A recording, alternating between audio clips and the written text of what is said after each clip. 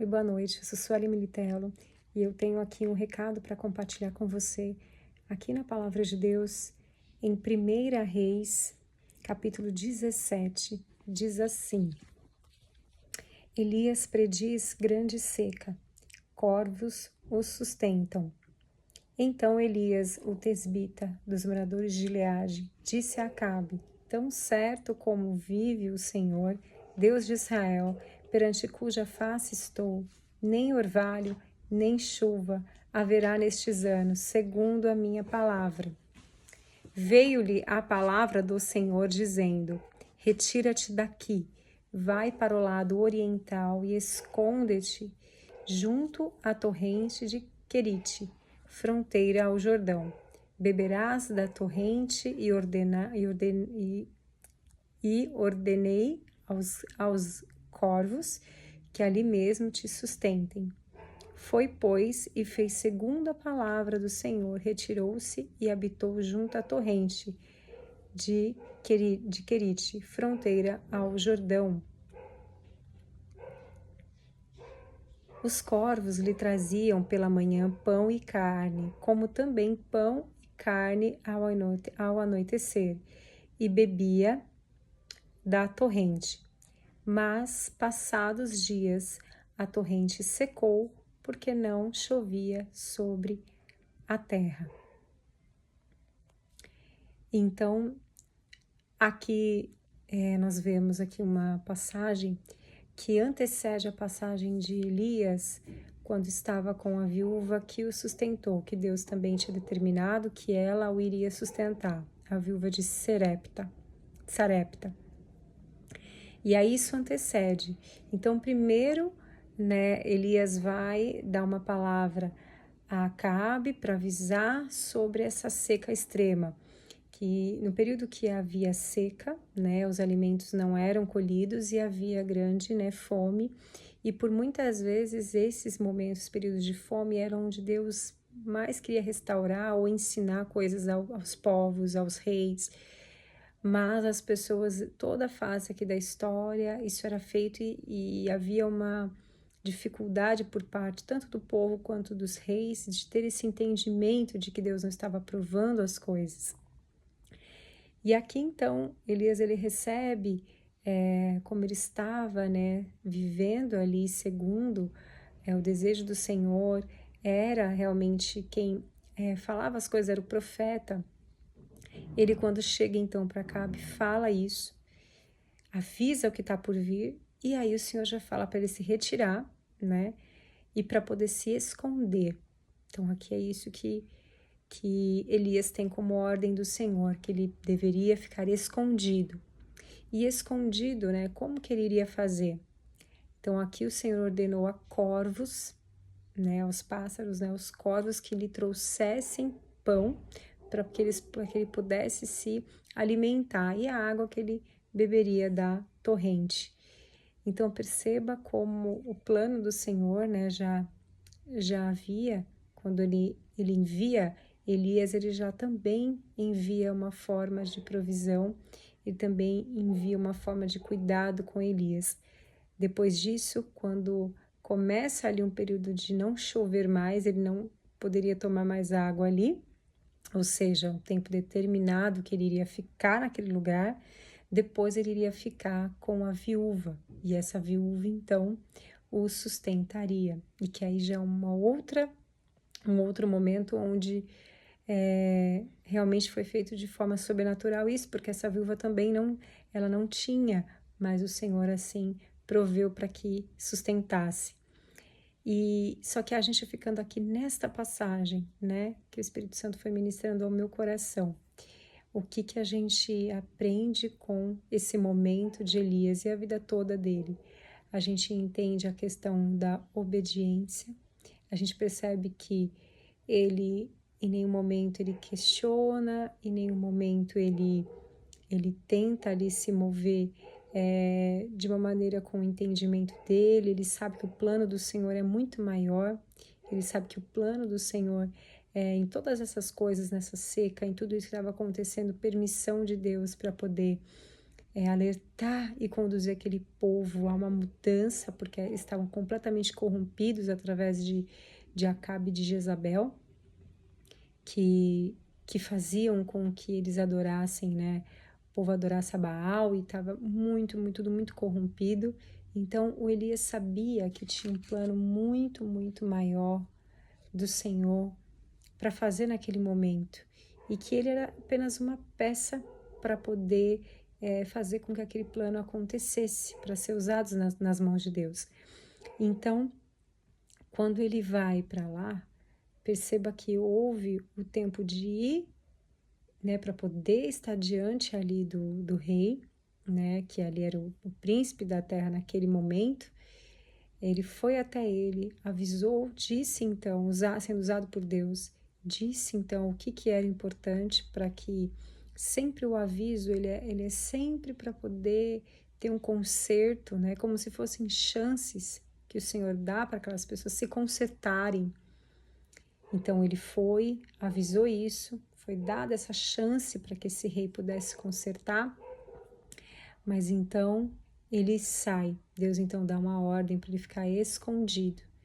Então há momentos, né, dentro do plano do Senhor que é assim mesmo, que a gente fala, vai estar agindo ali, se movimentando, tendo atitudes que o Senhor vai nos colocar em lugares importantes para que o plano dele possa acontecer, mas há momentos em que ele deixa sim a pessoa escondida para que ele possa preparar, para que ele possa depositar as coisas do alto no coração e ministrar no coração daquela pessoa que Deus quer usar.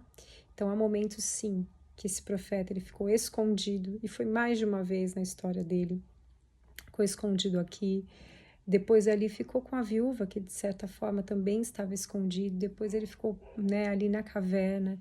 Então há momentos sim que você fica escondido, momentos em que só Deus e você estão ali, de repente até momento em que você fica até sozinho, se sentindo assim, mas Deus ele está em controle absoluto e ele está nesse momento, nessa hora, cumprindo na verdade o plano dele, que é muito maior, para poder te usar grandemente, poderosamente, para poder fazer coisas através de você e para poder te enviar a lugares que você só vai saber como se posicionar justamente porque teve esse tempo de preparo do Senhor.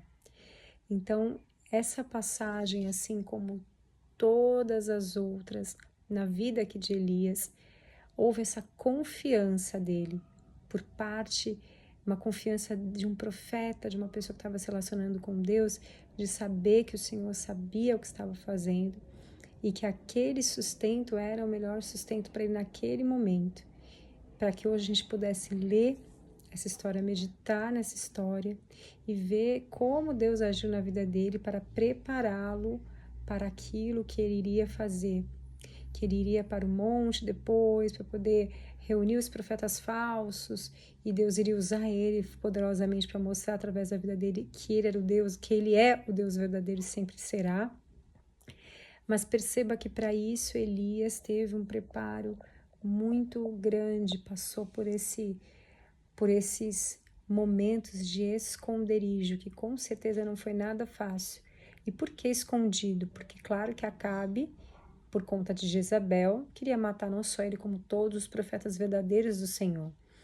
Então aqui ele estava escondido. O Senhor poderia ter feito de uma maneira que tivesse tirado Acabe e Jezabel da história de forma muito rápida? Sim, Deus pode todas as coisas, mas Deus tem um plano muito maior, e geralmente esse plano muito maior é para ensinar as pessoas e para fazer com que elas se voltem de forma espontânea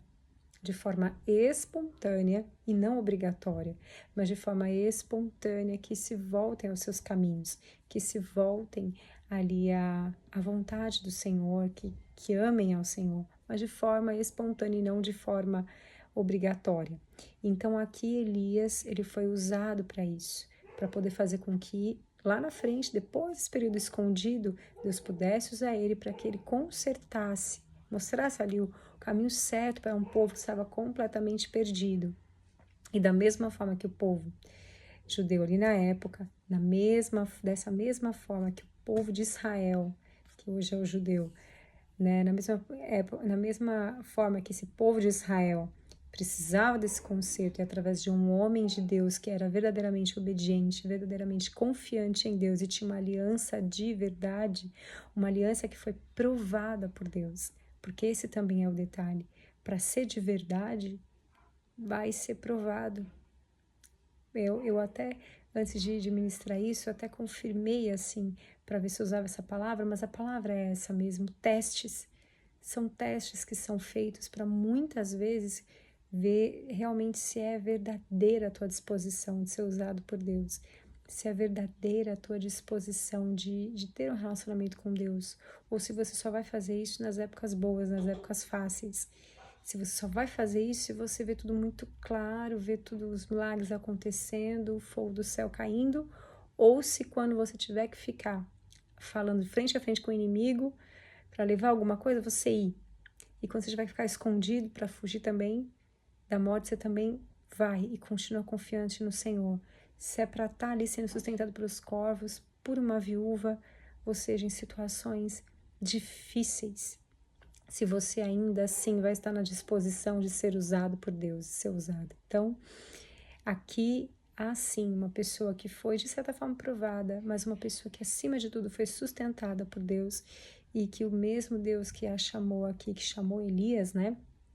Foi o mesmo Deus que agiu depois poderosamente, a gente achou tão lindo tudo na história, mas precisou dessa disposição, a confiança, o milagre foi na parte de Deus, o sobrenatural, mas a confiança, a dependência, a obediência, aí já foi com Elias. Porque como que essa história tão linda aconteceria se Elias não tivesse confiado o suficiente, se Elias não tivesse obedecido o suficiente e se Elias não fosse dependente de Deus a esse ponto de ser sustentado por corvos, ou seja, ter o sustento exatamente da maneira que Deus havia predeterminado e sustentado por uma viúva que nem sequer tinha, né? Ela só tinha farinha e azeite. Então, se ele não tivesse sido um homem que fosse obediente, dependente de Deus e confiante na palavra de ordenança do Senhor, a história toda não teria acontecido. Os profetas de Baal não teriam morrido, Jezabel e Acabe também, e essa história não seria da forma que ela foi. Não teria o impacto que ela foi, não teria sido consertado o caminho de um povo como ela foi. Então, tudo partiu ali de um Deus que quer se relacionar conosco, que é tão lindo, que quer nos usar como participantes, como parte mesmo do plano dele, mas também por um homem que creu, né? Não só creu, mas confiou, obedeceu e foi dependente do Senhor. E esteve disposto a aceitar todos os tempos de Deus ali. Tempo de uma submissão perfeita, no sentido de ser dependente mesmo, de saber que a provisão ela viria do Senhor e não como ele imaginasse, mas sim de uma forma determinada por Deus, e que ele ficasse confiante o suficiente para saber e entender que isso sim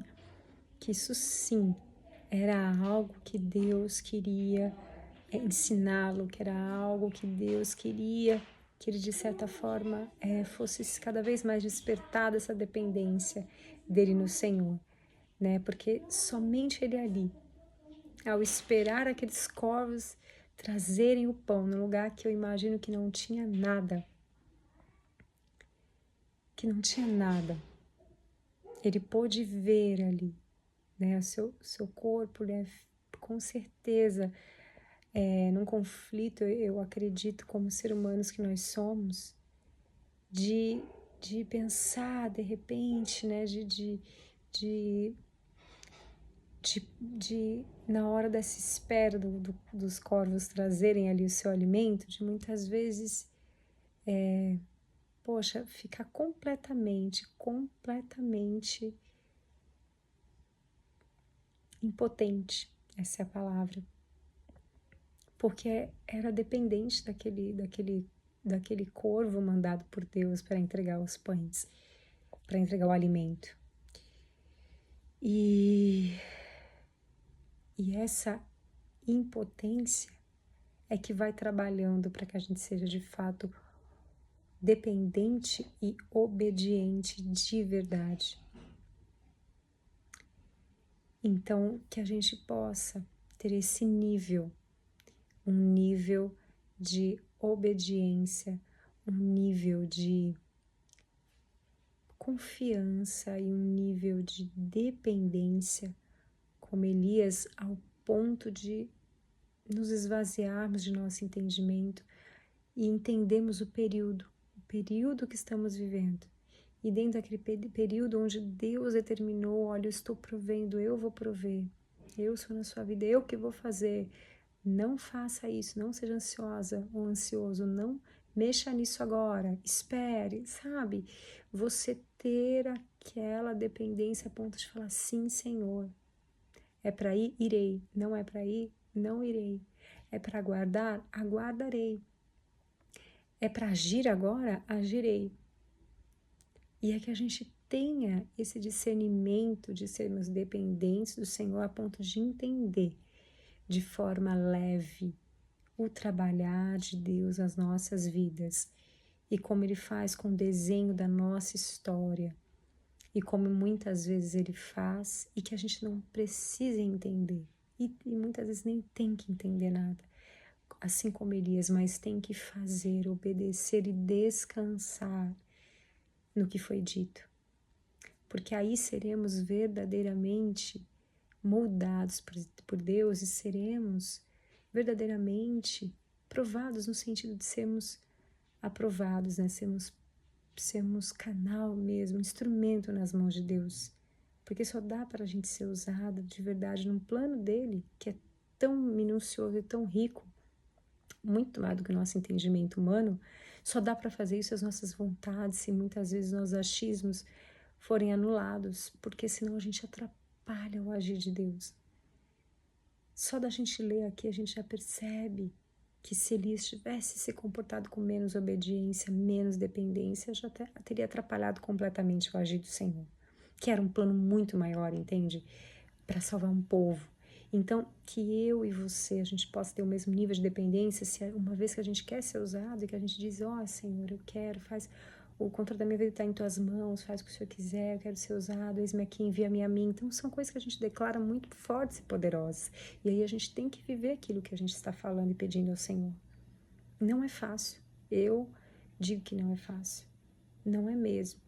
Eu tenho lidado muito com isso e posso dizer assim que aperta, dói, é complicado.